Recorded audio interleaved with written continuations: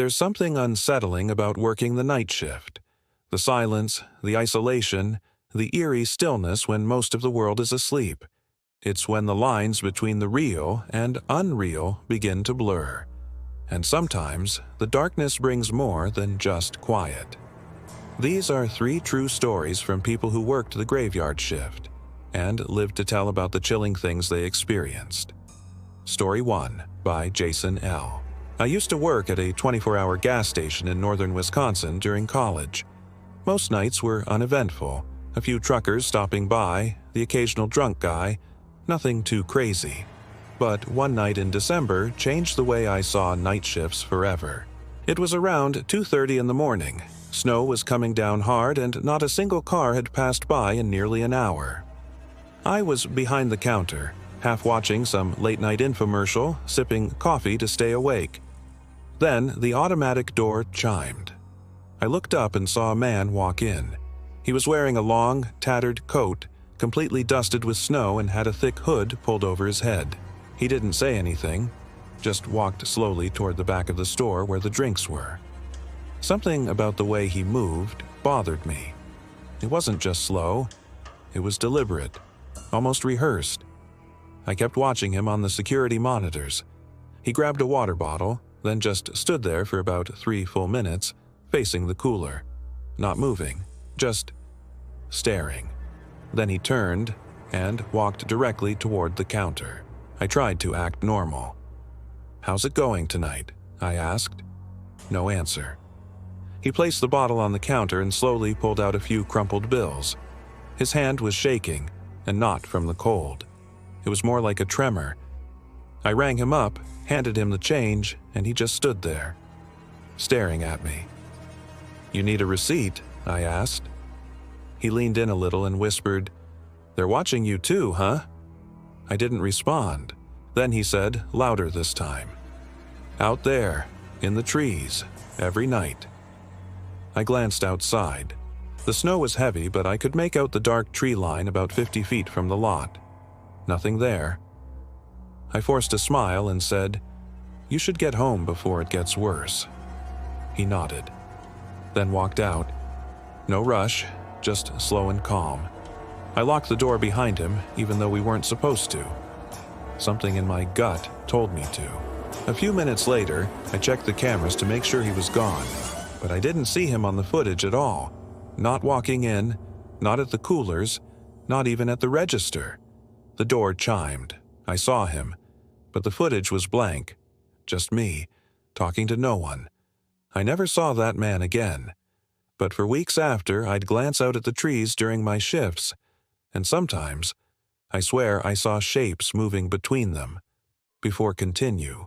If you're enjoying these creepy stories so far, make sure to like the video, leave a comment, and subscribe for more. If you have a terrifying experience of your own, send it to the email in the description below. Story 2 by Melissa G. I worked security at a distribution warehouse in Arizona. My shift ran from 11 p.m. to 7 a.m., and most nights were slow. Just me, a few cameras, and an endless loop of walking the perimeter every couple hours. One night, around 3 a.m., I got a motion alert from the east loading dock. Now, we had coyotes sometimes, even once caught a bobcat on camera, so I figured it was another animal. I pulled up the live feed. Nothing, so I did my round, flashlight in hand, walking out to the east dock. As I rounded the corner, I saw it. A person, a tall man in a hoodie standing completely still next to one of the bay doors, just staring at it. I froze. "Sir?" I called out. "You can't be back here." No response. I took a few steps closer, shining my light on him. That's when I noticed he was barefoot. It was below freezing that night. Again, I said, "You need to leave now, or I'm calling the cops." He slowly turned his head, just his head, and looked directly at me. His face was wrong, like proportionally off.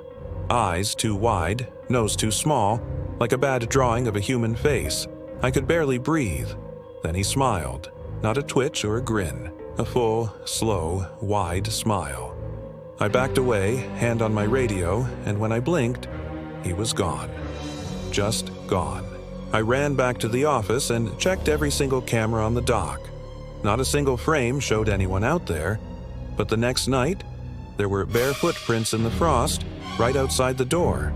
They didn't lead to the dock, they led from it. Story 3 by Daniel R. Back in 2016, I worked as a janitor at a small private hospital. The night shifts were peaceful, mostly empty halls and quiet rooms. My main duty was to clean the West Wing, which had been recently closed down for renovations. But here's the thing. The hospital never officially announced that the wing was shut, which meant that sometimes patients, or even staff, would wander in by mistake. One night, around 1 a.m., I was mopping the hallway near the nurses' station when I heard a door creak at the far end of the West Wing. I knew no one should be in there. I walked down, pushing my cart, and as I passed one of the rooms, I caught movement in my peripheral vision. I turned. Someone was sitting on the hospital bed inside room 217. It was a woman, pale, wearing a gown, long black hair covering her face. I knocked gently and asked, "Ma'am, are you okay?" She didn't respond. I stepped into the room and the air felt wrong, heavy. The smell was off, metallic. "Ma'am?" I said again. She turned her head slightly, but her hair still covered most of her face. That's when the lights flickered, just in that room. I stepped back. Then she screamed. A full-body, ear-splitting scream that made the lights go completely black for 2 seconds. When they came back on, the bed was empty. No woman. But on the freshly mopped floor, where she had been sitting, were 2 wet footprints, facing me. I ran. I didn't finish my shift that night. The next day, I checked the patient records. Room 217 had been empty for months, and according to the older staff, that room had always been strange. 3 nurses quit after seeing the same woman, sitting in that same bed. Night shifts bring a different kind of quiet, the kind that lets you hear things you shouldn't and see things you wish you hadn't. When the world sleeps, something else seems to wake up. So if you find yourself working late, pay attention to the silence. You might not be as alone as you think.